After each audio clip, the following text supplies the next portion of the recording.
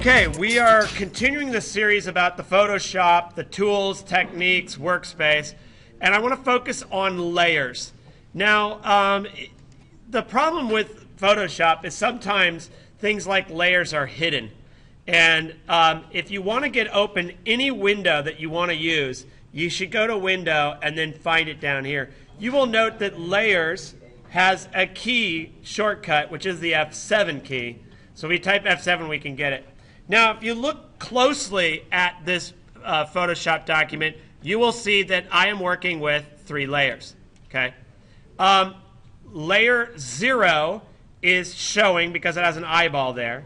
Layer 1 is a picture from the Hubble, which I found, and it is showing, and because you can see the eyeball. Layer 2 is a picture I got of a famous French poet named Baudelaire, but it is invisible because there is no eyeball there. So if I want to see it, I click where the eyeball is, and there he is with his piercing eyes. All right.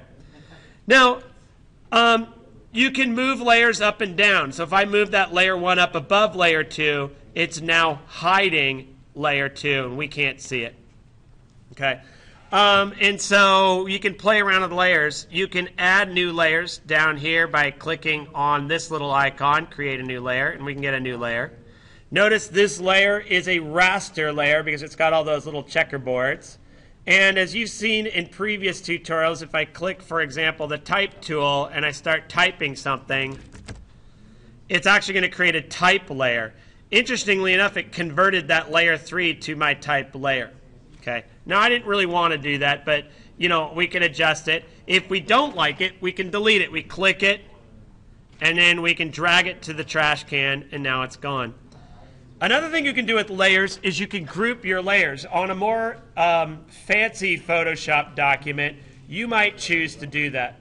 So let me show you an example of a website place that I've been working on and show you some of the layers that we have on there. Okay, so let's take a look at this mock-up I was given to work on a website once. And here's the mock-up. And if you look at the layers, you can see that there's just a lot of layers here that make that up. For example, they're all in folders, right? So you have this mid-section here, and I pop it open, and you can see all these layers that are inside of the mid-section.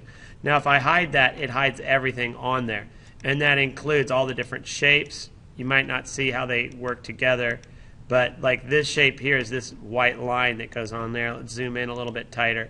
So you can see if I hide that, that goes away. And I scroll down and I can see different layers and they make up different sections. And so that's the mid section. And if I click on here, for example, that goes away. Inside mid section, I have the right section. Notice if I hide it, that goes away. If I hide this one, that goes away. I hide this one, that goes away. And so you can see how all these different layers are working together. And in the right section, you further break it down, and we have some content. We've got the Twitter bird. We've got some text that's in there. And as you scroll down, you'll see more copy for tweets. So it really, it's very well developed. A lot of work was put into this site. And what made that nice was that when it came time to make a website, I could actually just zero in on one bit of content at a time. Let's say I'm trying to find out what font I'm going to use and what font size, or maybe just anything I want related to font. And I can go into, for example, the mid section, and that's the whole thing. And then I go into this one section here. Let's take a look at the right section, for example, and that's the part there. And if you look on here, I see the Twitter. I go on to latest tweets, and then I can find out what font was used for that. And if I get that on there, it turns out it was the Lato font. So I was able to grab that and use off of there. So by organizing that, it made it easier for me to find what I was working on. And then I could just focus on a certain aspect of this design at a time. So anytime you can think of folders to organize.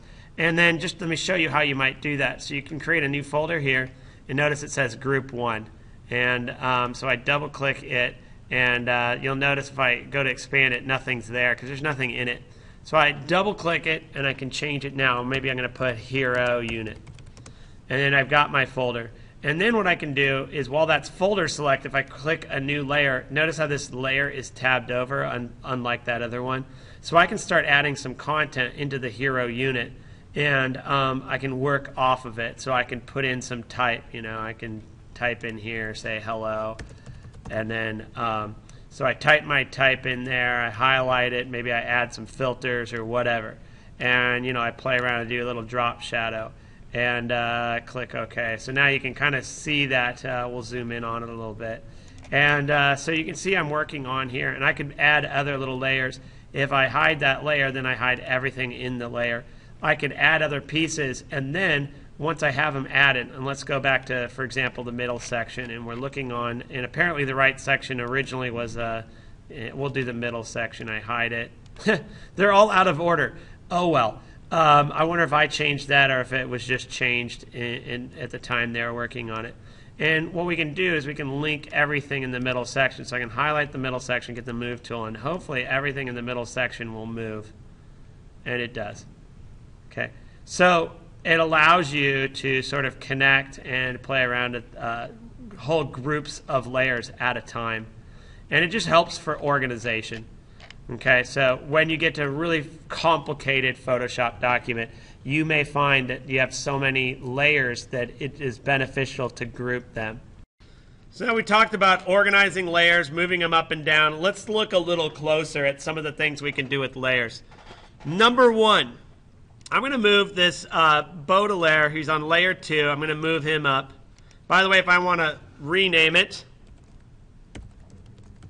I can name it right there. And then I want to name this, galaxies. I just click it, click again, double click, and then we can just put like galaxy or whatever it is, stars.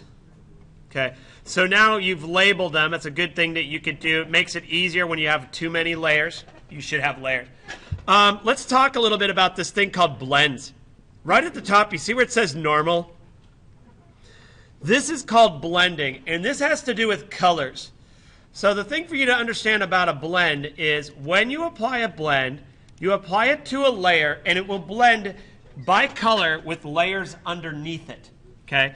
So this, you're probably wondering, why in the world would I have this strange picture of a guy and stars?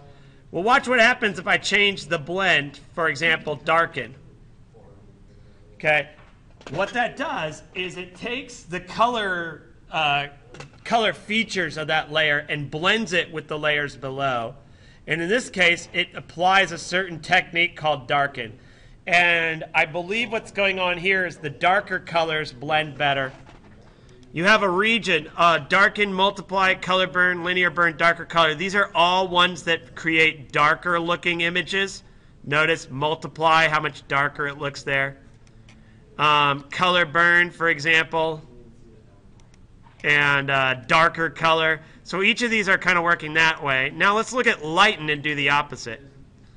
So if you notice, in lighten, all the lighter colors are still showing, and the darker colors are blending more with the background. Okay, so you can play around with some of these. Overlay, for example, hard light, linear light, whatever. And you can create some very intriguing images using blends this way.